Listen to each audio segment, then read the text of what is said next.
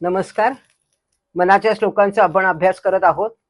त्याच्यामध्ये आपला आज 66वा श्लोक चाललेला आहे आणि आपण नेहमीप्रमाणे पहिल्यांदी श्लोक बघूयात. नवे सार संसार हा घोर आहे, मना सज्जना सत्य शोधून पाहे. जनी विष खाता पुढे सुख कैसे, करी रे मना ध्यान या राघवाचे.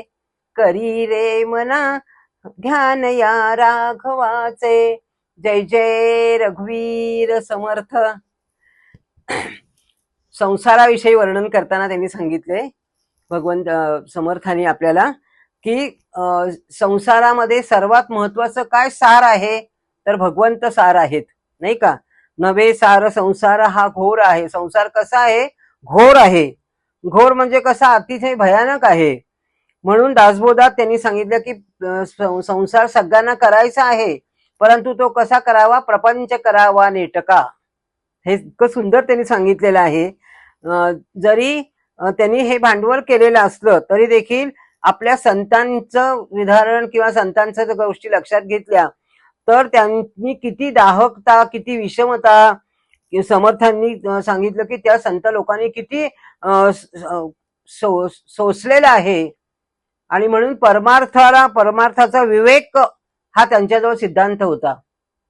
आणि म्हणून प्रपंच हा ईश्वर प्राप्तीसाठी त्यांनी केला संत लोकांनी, म्हणून त्यांना संत म्हणतात. आपण प्रपंचासाठी करतो, ते ईश्वरासाठी प्रपंच करत असत, त्याच्यामधनं ते परमार्थ साधत असत. आणि म्हणून आपल्या डोळ्यासमोर त्यांनी ठेवलेलं आहे. जरी किती आपल्याला वाटलं की प्रपंच दुःखदायक आहे तर आपण काय करतो? त्या दुःखाची एक सवयच लावून घेतो.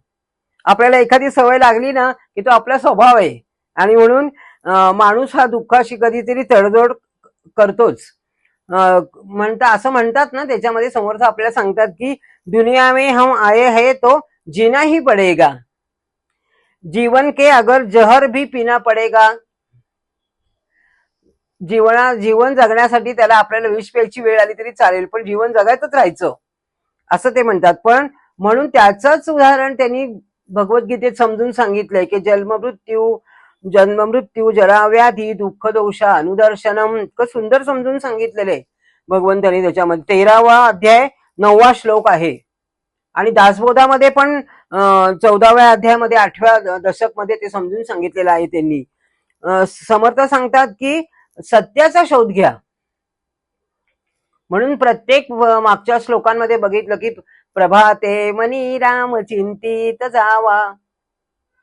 सगळ्या श्लोकांमध्ये पुढे जवळजवळ 10 ते 15 असे श्लोक आहेत की त्याच्यामध्ये त्यांनी प्रभाते मनी राम चिंतित जावा या आपल्याला स्पष्ट उदाहरण देऊन सगळं समजावून सांगितलेलं आहे आपल्या मनाला.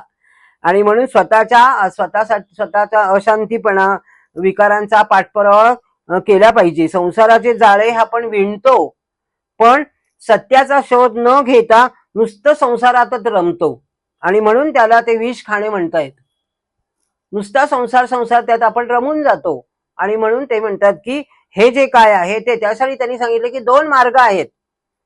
असं जर आपल्याला वाटत असेल तर त्यासाठी 2 मार्ग समर्थ आपल्याला सांगतात. पहिला मार्ग सांगतात की विषयातून आपले मन काढून रामचंद्रांकडे वळवा. विषयातून मन काढून रामचंद्रांकडे वळवा. म्हणजे श्रद्धा ठेवून उपासना सतत आदराने जर केली तर काही करा, पण रामाचा जो सहवास आहे तो सतत आपल्या जवळ जागृत असावा, असे समर्थ आपल्याला सांगतात. श्रद्धेने केलेले कोणतेही काम किंवा कोणतेही नाम, कोणतीही गोष्ट ही श्रद्धेने केलेली ही पुढे ती त्याला वृद्धीच होते, वाढतच जाते ती. आणि म्हणून सत्याचा शोध हाच आहे की जर तुम्ही संसारामध्ये रामाला आणलं नाही तर काय होईल. आणि म्हणून ते विष सांगितलं त्यांनी. संसारामध्ये रामाची गरज आहे. विषयात अडकले मन रामचंद्रांवरती स्थिर करा. नंतर त्यांच्या गुणांचे वर्णन करा. त्या प्रपंचातनं आपण लक्ष काढून घेतलं तर सगुण ध्यानाचा अभ्यास करावा.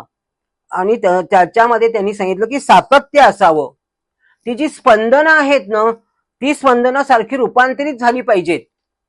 रामाविषयीचं ऐकून, रामाविषयीचं विचार करून, रामाविषयीचं गुणगान करून ते स्पंदन आपली अशी झाली पाहिजे की आपल्याला त्याच्याविषयी दुसरं काहीही सुचता उपयोगी नाही. आणि म्हणून संसाराचा मोह, माया हे सगळं विसरून त्यातनं दुःख होऊन शारीरिक मानसिक सौंदर्य जपलं पाहिजे. हे समर्थांना आपल्याला आवर्जून मुद्दामून सांगायचं आहे. म्हणून ते सांगतात की प्रपंच करा, पण ते परमार्थाचं साधन असू द्यात. परमार्थाचं साधन एकच आहे, त्यांचा हेतू तसाच आहे. आणि म्हणून ते सांगतात की फक्त नामातच तुम्ही जर रममाण झालेत तर तुम्हाला संतांचा सहयोग मिळेल, योग तुमचा चांगला घडून येईल. नंतर नित्य नाम साधना घेतली तर तुमचं ते सहीसारखं होऊन जाईल. सही करताना कशी आपली पटकन आपला हात तसा येतो, तसं सही करताना जसं येतो तसं आपल्यात मुखात सतत नाम येत राहील आणि प्रपंचातली दुःख आपण हळूहळू विसरत जाऊ, बाजूला टाकत जाऊ. आणि म्हणून हा जो विषय आहे तो अतिशय सुंदर विषय समर्थाने आपल्याला समजून सांगितलेला आहे. याच्यामध्ये करी रे मना ध्यान या राघवाचे ह्या शब्दावरती अतिशय जोर देऊन हा अगदी घरामध्ये नेहमी गुणगुणत जरी राहिलं ना तरी देखील आपल्याला त्याचं आपलं ध्यान पटकन रामाकडे जाईल. अतिशय सुंदर याचा अर्थ भरलेला आहे. हे पुष्प मी भगवंत चरणी अर्पण करते आणि आपल्या सगळ्यांना नमस्कार करते. नमस्कार. आपण ज्या वेळेला मनाचे श्लोक ऐकतो त्यावेळेला सगळे जण मला विचारतात की ताई आम्ही तुम्हाला लाईक करतो, पण नुसतं लाईक करून नाही तर त्याच्यामध्ये तुम्ही युट्यूबच्या मध्ये जाऊन लाईक करून आपलं जे मत व्यक्त करायचं आहे ते व्यक्त मन करू शकता कमेंट्स मध्ये जाऊन. त्यामुळे दुसऱ्यांना प्रेरणा मिळते आणि ही सुद्धा एक भक्तीचं साधनच आहे. नमस्कार.